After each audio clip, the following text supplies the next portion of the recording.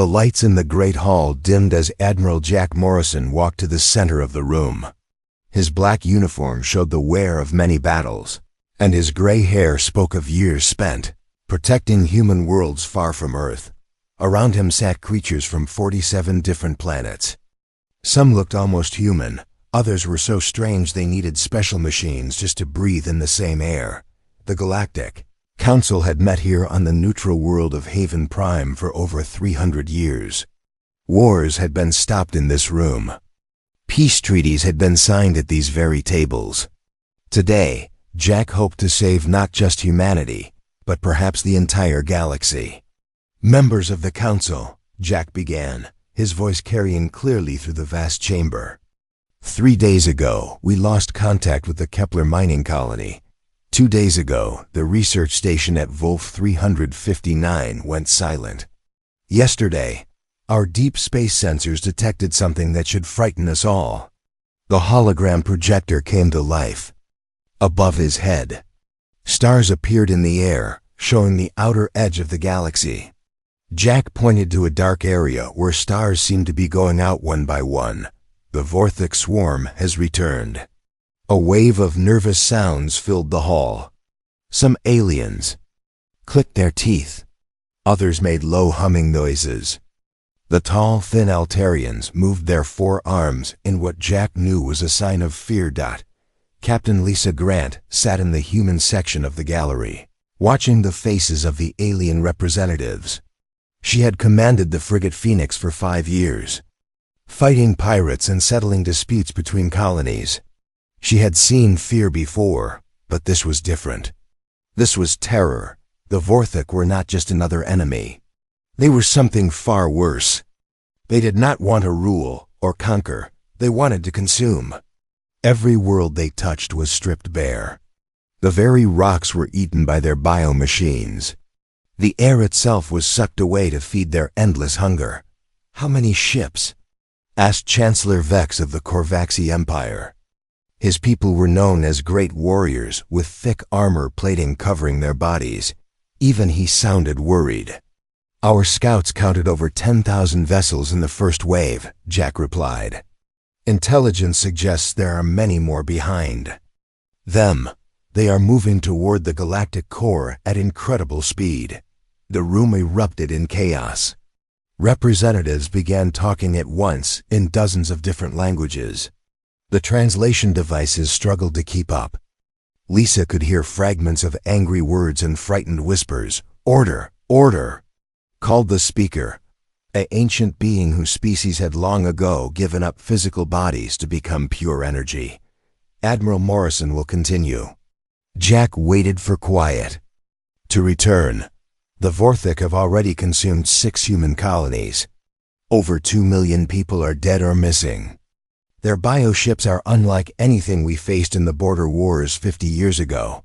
They have grown stronger, more numerous. If they reach the core worlds, no species will survive. "What do you want from us?" The voice belonged to Ambassador Thel of the Zephyrian Trade Federation. Her people had been humanity's first alien contact 2 centuries ago. They looked like tall, graceful birds with bright feathers and large, intelligent eyes. "We need a combined fleet," Jack said simply. "Every species must contribute ships and troops. We have perhaps 6 months before they reach the major trade routes. If we act together now, we might stop them at the outer marker systems." The silence that followed was deafening. Lisa felt her heart sink as she watched the alien faces. She could see the calculations happening behind their eyes. They were weighing the cost of fighting against the cost of hiding. Chancellor Vex was the first to speak. "The Corvaxi Empire sympathizes with human losses. However, our fleet is needed to guard our own borders. We cannot spare ships for what might be a hopeless cause." "Hopeless?" Jack's voice rose. "Chancellor, if the Vorthic break through the outer systems, your borders will not matter. They will consume everything in their path." "Perhaps," Vex replied, his armored head tilting slightly. "But that is tomorrow's problem. Today, we must protect what we have." Ambassador Thel stood gracefully. The Zephyrian Federation offers medical supplies and food for human refugees. We will also provide safe passage for civilian transports through our space, but our ships are traders, not warships. We cannot fight. One by one, the other species gave their answers. The gas-breathing Methuri offered fuel and raw materials. The insect-like Chitauri promised to share information about Vorthic biotechnology. The crystalline resonance would allow human forces to use their communication networks, but no one offered warships. No one promised soldiers. No one was willing to stand and fight. Lisa watched Admiral Morrison's shoulders slump slightly as each refusal came. She had served under him for 3 years and had never seen him look so tired. The weight of humanity's survival was crushing him. What about the Altarian Defense Force? Jack asked desperately. Your ships are fast and well armed. Surely you can spare a few squadrons? Prime Minister Kalos of Altair shook his elegant head. The Defense Force exists to protect Altarian colonies, not to fight alien monsters in deep space. We have trade agreements to honor and shipping lanes to patrol. I am sorry, Admiral, but we cannot help. The ancient speaker's energy form flickered. As it prepared to close the session, the Council has heard humanity's request. We offer what aid we can, but each species must decide its level of involvement. The session is adjourned. As the alien representatives began filing out of the chamber, Lisa made her way down to the main floor where Admiral Morrison stood alone. His aide, Commander Pete Walsh, was gathering up the holographic displays and data tablets.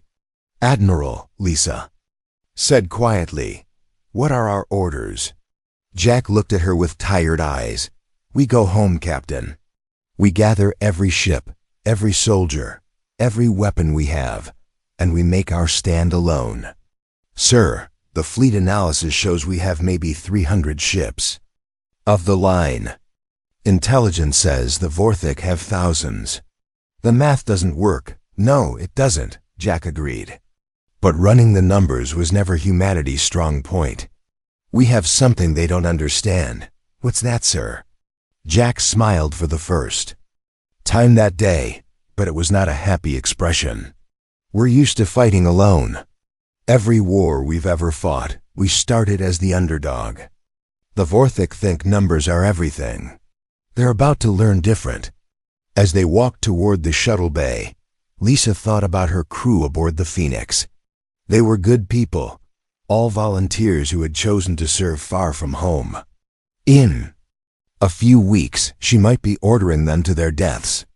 "Admiral," she said as they reached the shuttle, "when we get back to Earth, what happens to the evacuation plans? The civilians go to the inner colonies. Earth's population gets moved to the deep shelters. Everyone else." Jack paused at the shuttle door. "Everyone else becomes a soldier. This isn't going to be a war fought by professional armies, Captain. This is going to be survival." The shuttle lifted off from Haven Prime, carrying them back toward human space. Behind them, the alien delegates were probably already making deals to stay out of the coming fight. Ahead lay Earth, and the impossible task of preparing humanity for a war they could not win. But as Lisa looked out at the stars, she felt something strange. It was not fear or despair, it was anger. The galaxy had abandoned them, left them to face annihilation alone. Fine, let the aliens hide behind their borders and count their profits. Humanity would show them what happened when you cornered the one species that had never learned how to surrender. Colonel Danny Brooks was cleaning his rifle when the emergency message came through. The comm system and Firebase Echo crackled to life, cutting through the usual noise of soldiers talking and equipment humming. Danny had been on New Perth for 8 months, fighting the local rebels who wanted to break away from human control. It was dirty work, but someone had to do it. All units, came the voice from headquarters. Operation Homecoming is now active. Repeat, Operation Homecoming is active. All human military forces are to return to Earth space immediately. Danny set down his weapon and looked at Sergeant Mike Torres, who was sitting across from him. Mike had been his friend since their training days on Mars Colony. They had fought together in 5 different conflicts across human space. Homecoming? Mike asked, "What the hell is that?" Danny didn't know either. In 20 years of military service, he had never heard of any operation with that name. But the tone in the announcer's voice told him everything he needed to know. This was serious. Within an hour, the entire base was in motion. Soldiers packed their gear, loaded transport ships, and prepared to leave New Perth forever. The local government officials were confused and angry. They had been depending on human troops to keep the rebels under control. "You cannot just leave," protested Governor Hayes, a thin man with nervous eyes. "The rebels will take over the mining stations. They will destroy everything we have built here." Captain Ron Clark, the base commander, shook his head. "Governor, I have my orders. Every human soldier is being recalled. I suggest you make peace with the rebels while you still can." 3 days later, Danny found himself on a troop transport heading toward the inner colonies. The ship was packed with soldiers from a dozen different worlds. Most of them looked as confused as he felt.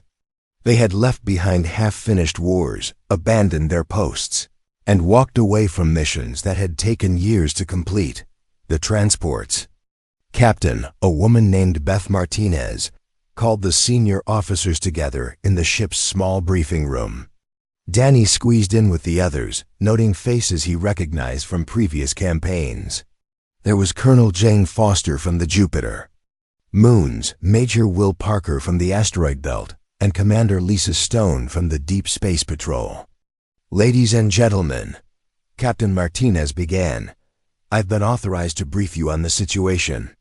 What I'm about to tell you does not leave this room until we reach Earth." She activated the holographic display. The image showed the outer edge of the galaxy, with human colonies marked in blue. But as Danny watched, the blue dots began disappearing one by one. "The Vorthik swarm has returned," Martinez said simply. "They've already consumed 12 human colonies. Intelligence estimates they have over 50,000 ships. They're moving toward the core worlds at maximum speed." The room fell silent.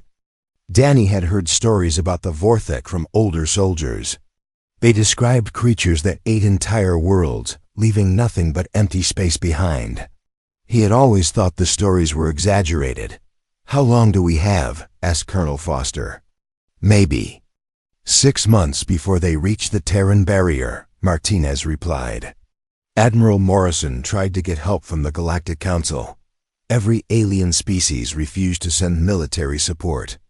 "So we're on our own," said Major Parker. It wasn't a question. "Completely. Every human military unit is being pulled back to form a defensive line. We're going to make our stand at the barrier worlds." Danny thought about the implications. He had seen the fleet reports. Humanity had maybe 400 warships, counting. Everything from battleships down to patrol boats. Against 50,000 Vorthag vessels, the math was simple. They were going to die. But as he looked around the room at the other officers, he didn't see fear on their faces. These were professional soldiers who had spent their careers fighting impossible odds. The Martian Independence War, the Proxima Rebellion, the corporate wars. Humanity had a long history of winning battles they should have lost. Meanwhile, on the other side of human space, Major Kate Sullivan was leading her strike team through the ruins of Henderson Colony. They had arrived too late to save anyone, but Sullivan hoped to gather intelligence about Vorthik tactics. What she found would haunt her for the rest of her life. The colony had been home to 500,000 people. Now it was empty rock floating in space. The Vorthik bioships had consumed everything: buildings, atmosphere, even the soil. But they had left something behind. "Major, you need to see this," called Corporal Andy Davis from his position near what used to be the main residential area. He was holding his scanner, staring at the readings with disbelief. Sullivan moved over to him. her magnetic boots clanking on the bare rock. The scanner showed traces of organic material, but not human. Something else had been here recently. They're studying us, she realized. The Vorthok aren't just eating the colonies. They're learning from them. Her team spent 3 more hours gathering evidence. The bioanalysis showed that Vorthok organisms had been sampling human DNA, testing human technology, even examining the remains of human food. They were preparing for something bigger than simple consumption. Pack it up, Sullivan ordered. We need to get this information back to command. As her team prepared to leave, Sullivan took one last look at the dead world. Henderson Colony had been a peaceful place, known for its farms and art schools. Children had played in parks that no longer existed. Families had lived in homes that were now just empty space. She felt anger building inside her chest. The aliens at the Galactic Council were probably sitting in their comfortable chambers, making trade deals and writing poetry. They had refused to help because the cost was too high.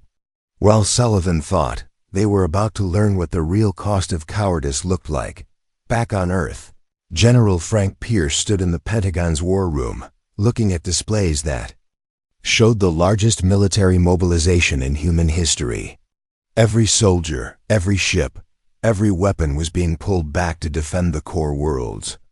The outer colonies were being abandoned to their fate.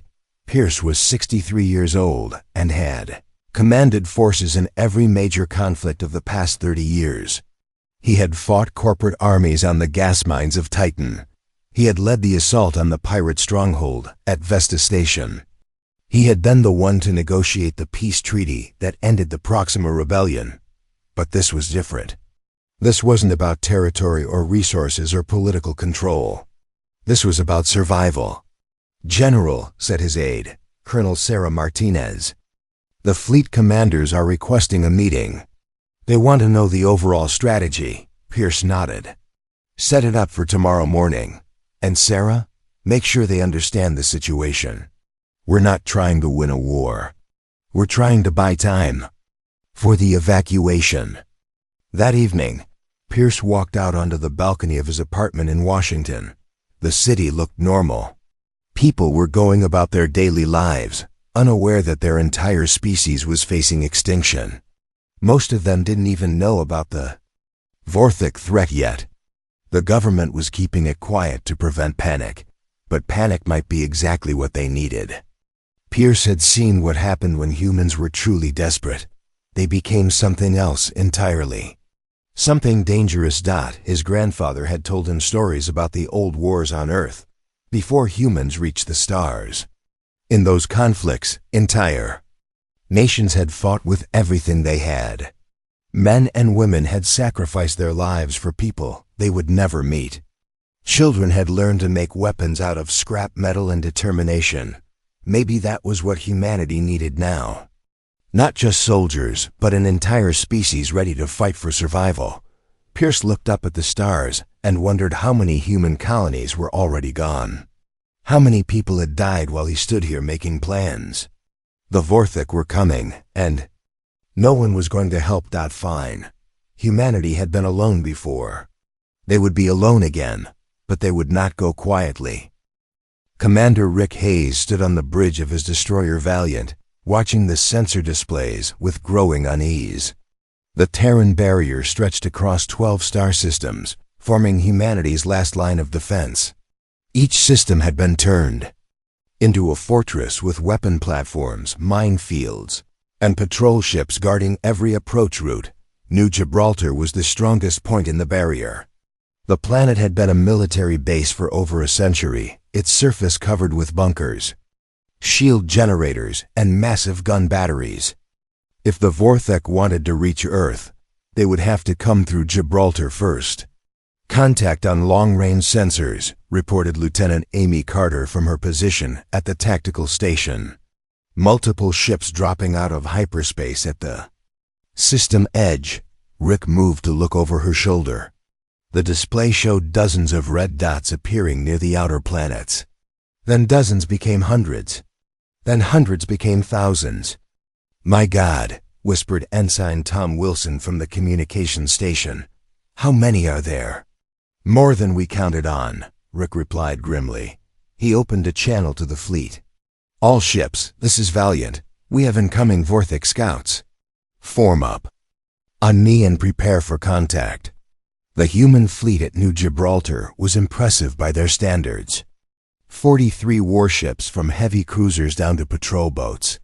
Against a normal enemy, it would have been more than enough. Against the Vorthic, it was like trying to stop a tidal wave with a handful of sandbags.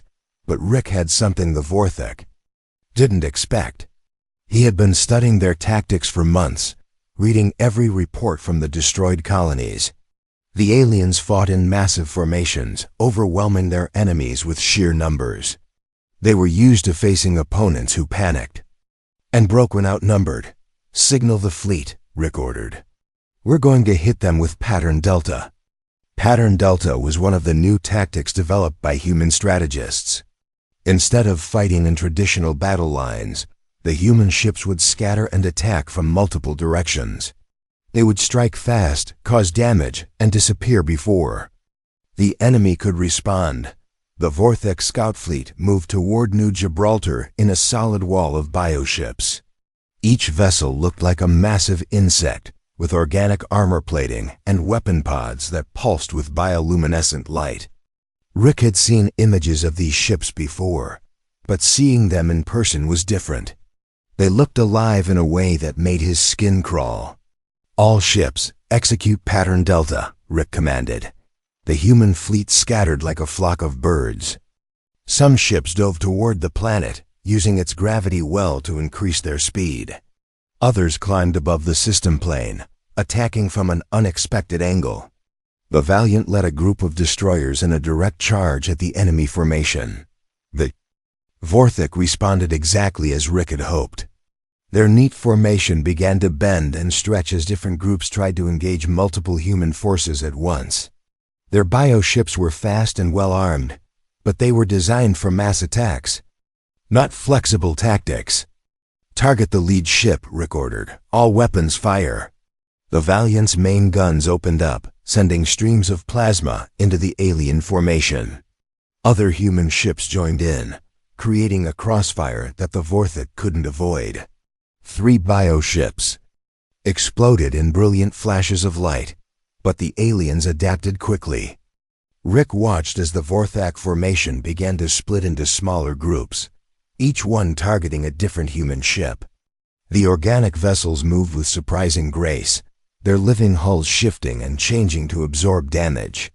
"Sir, the Martinez is taking heavy fire," reported Lieutenant Carter. "They're requesting assistance." Rick looked at the tactical display. The light cruiser Martinez was surrounded by 6 Vorthic ships, her shields failing under constant bombardment. In a normal battle, Rick would have ordered the fleet to support her, but this wasn't a normal battle. "Negative," he said, hating himself for the words. "All ships maintain pattern. The Martinez will have to handle herself." The Martinez fought bravely, her crew pouring everything they had into the alien ships around them. Captain Helen Ross, an old friend of Rick's, managed to destroy 2 Vorthic vessels before her ship's reactor overloaded. The explosion took out a 3rd alien ship, but the cost was 47 human lives. The battle continued for 3 hours. The human ships darted in and out of the alien formation, striking where they were least expected. They lost 6 ships but destroyed over 30 Vorthic vessels. More importantly, they had learned something valuable. They're not invincible. Rick said to his officers after the alien scouts finally retreated. "Their ships are tough, but they think in patterns. If we can stay unpredictable, we can hurt them." Meanwhile, on the surface of New Gibraltar, Sergeant Amy Carter was training civilian volunteers in basic combat skills. The woman who had been on the Valiant's bridge was actually her sister. Both parents had named their daughters after the same war hero. This Amy Carter had spent 10 years in the Marine Corps, fighting in ground campaigns across human space. The volunteers were a mixed group. Shop owners, teachers, factory workers, even children as young as 15. They had all volunteered to stay and fight when the evacuation order came. Most of them had never held a weapon before. The pulse rifle is simple, Amy explained to her latest group. Point, pull the trigger, try not to hit your friends.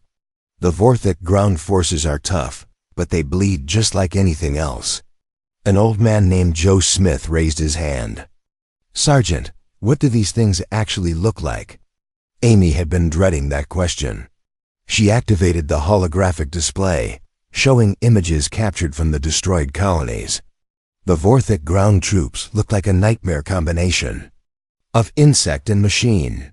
They had multiple legs, razor-sharp claws, and armor that seemed to be part of their bodies. They're about 8 feet tall, Amy continued, trying to keep her voice steady. They move fast and they don't feel pain like we do. Your best bet is to aim for the joints between their armor plates. Don't try to be a hero. Work in teams and cover each other. A young woman named Lisa Davis looked pale. How many of them are coming? Amy hesitated. The intelligence reports suggested that each Vorthic ship could carry thousands of ground troops. With the main fleet estimated at over 50,000 vessels, the numbers were terrifying. Enough, she said finally. But remember, they have to come to us. We know this ground. We've prepared defenses, and we have something they don't. What's that? Asked Joe. We're fighting for our homes. They're just following orders from their hive mind. When things get bad, we get stubborn. They get confused. While the civilians trained, Lieutenant Ben Parker was leading his fighter squadron through attack runs against Vorthic probe ships.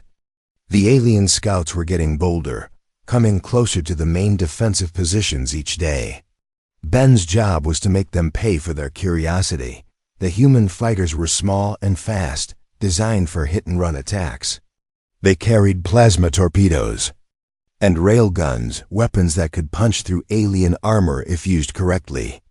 Ben had been flying fighters for 8 years, but he had never faced anything like the Vorthic. Red Squadron, this is Red Leader, Ben said into his comm. We have 3 bogies moving toward Platform 7. Let's show them what happens when they get too close. His squadron dove toward the alien ships, their engines screaming as they built up speed. The Vorthic vessels were larger than human fighters, but they were slow to turn. Ben lined up his shot and fired a spread of torpedoes. The first alien ship exploded in a shower of organic debris. The second one tried to dodge, but ran straight into the guns of Red 3 and Red 5. The third ship managed to return fire, sending streams of bioplasma toward the human fighters. Red 2 is hit, called out pilot Sarah Johnson. I'm losing power. Ben watched as Sarah's fighter spiraled toward the planet's surface. Her ejection seat fired just before the ship crashed into the mountains. Another pilot saved, but another fighter lost. The math was getting worse every day, but they were learning. Each engagement taught them something new about Vorthic tactics and weaknesses. The aliens were predictable in some ways, following patterns programmed into their hive mind. Human pilots were starting to exploit those patterns. Back in the command bunker, General Pierce reviewed the day's reports. The scout battles were going better than expected, but they were just the beginning. Intelligence suggested that the main Vorthic fleet would arrive within weeks. How are the evacuations going? He asked Colonel Martinez. Ahead of schedule, she replied. Most of the civilian population is already on transport ships heading for Earth. The volunteers who stayed behind are getting basic military training. Pierce nodded. The volunteers worried him. Most of them would die in the first few minutes of ground combat. But they had refused to leave, and he understood why. New Gibraltar was their home.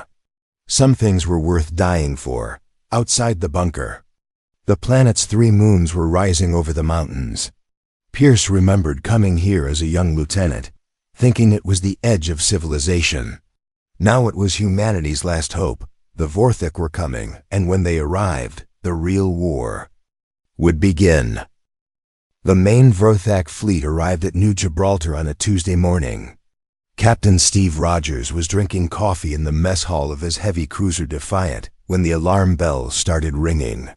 He had been expecting this moment for weeks, but it still hit him like a punch to the stomach. "All hands to battle stations," came the announcement over the ship speakers. "This is not a drill. Repeat, this is not a drill." Steve ran to the bridge, still carrying his coffee cup. Through the main viewport, he could see them.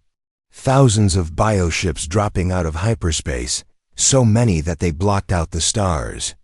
Each one was the size of a city, covered in organic armor that pulsed with alien life. "My God," whispered his first officer, Commander Jane Wilson. "How many are there?" "Too many," Steve replied, setting down his coffee with shaking hands. "Signal the fleet. All ships prepare for Pattern Omega." Pattern Omega was humanity's last desperate plan. When the main fleet arrived, the human ships would not try to fight them directly. Instead, they would scatter and run, forcing the aliens to chase them through the asteroid fields and gas clouds around New Gibraltar. It was not a battle plan designed to win. It was designed to buy time. The Vorthak fleet moved toward the planet like a living wall of death. Their bioships made no sound in the vacuum of space, but Steve could almost hear them breathing. The alien vessels were not just machines of war. They were alive, hungry, and they wanted to feed. "All ships, execute Pattern Omega," Steve ordered. The human fleet broke apart like a shattered mirror. Some ships dove toward the planet's surface, using the atmosphere to hide from alien sensors. Others fled toward the outer system, drawing pursuit ships away from the main battle. The Defiant led a group of cruisers into the asteroid belt, where the floating rocks would provide cover. The Vorthak responded as expected. Their fleet split into hunting groups, each one chasing a different cluster of human ships. But Steve had studied the alien tactics. The bioships were fast and deadly, but they were not smart.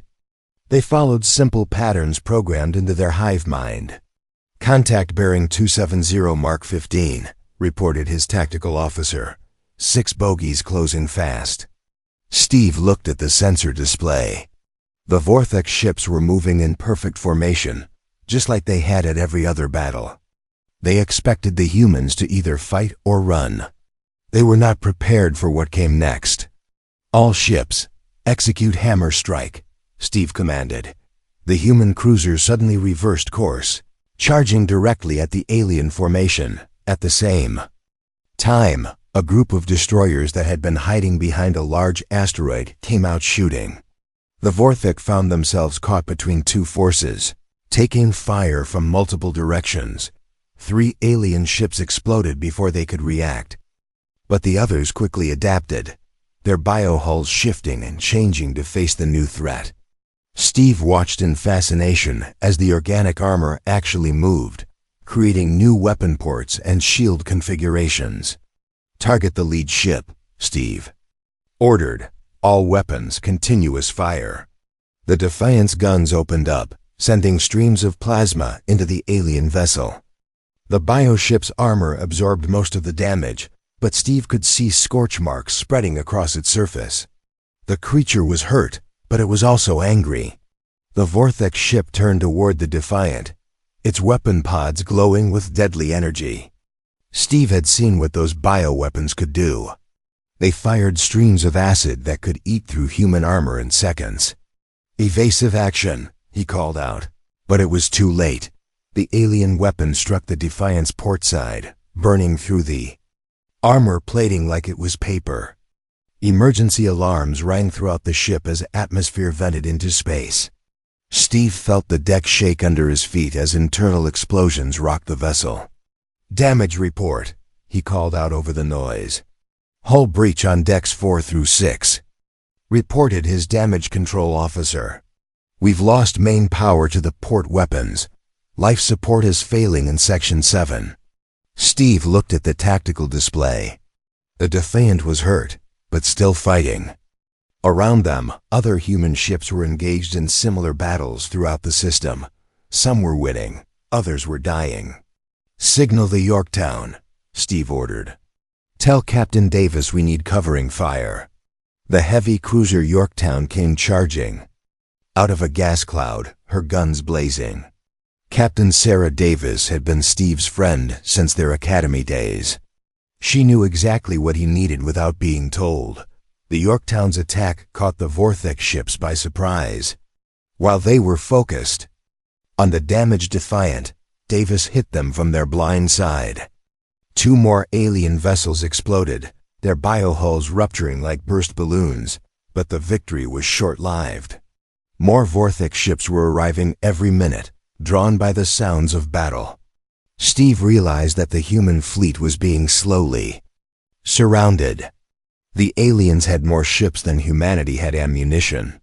"All ships, this is Admiral Morrison," came a voice over the fleet channel. "Fall back to defensive positions around the planet. We're going to make our stand at Gibraltar." Steve ordered his ship to retreat, but the Defiant was too damaged to keep up with the rest of the fleet. The Vortex ships were closing in, sensing wounded prey. He made a decision that would haunt him for the rest of his life. "All hands, abandon." "Ship," he announced. "This is Captain Rogers." Abandon ship immediately. The crew of the Defiant began evacuating in escape pods and shuttles. Steve stayed on the bridge with a skeleton crew, keeping the ship's guns firing to cover the evacuation. When the last pod was away, he set the reactor to overload. The Defiant exploded just as the Vortex ships reached her, taking 3 alien vessels with her. Steve and his remaining crew died in the blast, but their sacrifice allowed the rest of the human fleet to reach the planet's defensive perimeter. On the surface of New Gibraltar, Corporal Jake Taylor was preparing for the ground assault. Jake had been a criminal before the war, serving time for armed robbery on the prison planet Alcatraz II. When the Vortex invasion began, the government had offered pardons to any convict willing to fight. Jake had volunteered immediately. "How long until they land?" asked Private Tony Martinez, a young soldier who looked scared out of his mind. Jake checked his chronometer. "Maybe an hour. The fleet is falling back, which means the aliens will start dropping troops soon." The human defenses on New Gibraltar were impressive. Bunkers and gun positions covered every approach to the main cities. Minefields and barriers would slow down the alien advance. But Jake had read the intelligence reports.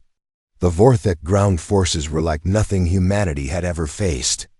"Remember your training," Jake told his squad. "Stay together, watch each other's backs, and don't try to be heroes. These things are tough, but they can be killed." The first Vortex landing ships appeared in the sky like falling stars. They were organic pods, grown rather than built, and they hit the ground with tremendous force. Each pod cracked open like an egg, releasing dozens of alien warriors. Jake got his first close look at a Vortex soldier and immediately understood why the colonies had fallen so quickly. The creatures were 8 feet tall, covered in natural armor that looked like polished metal.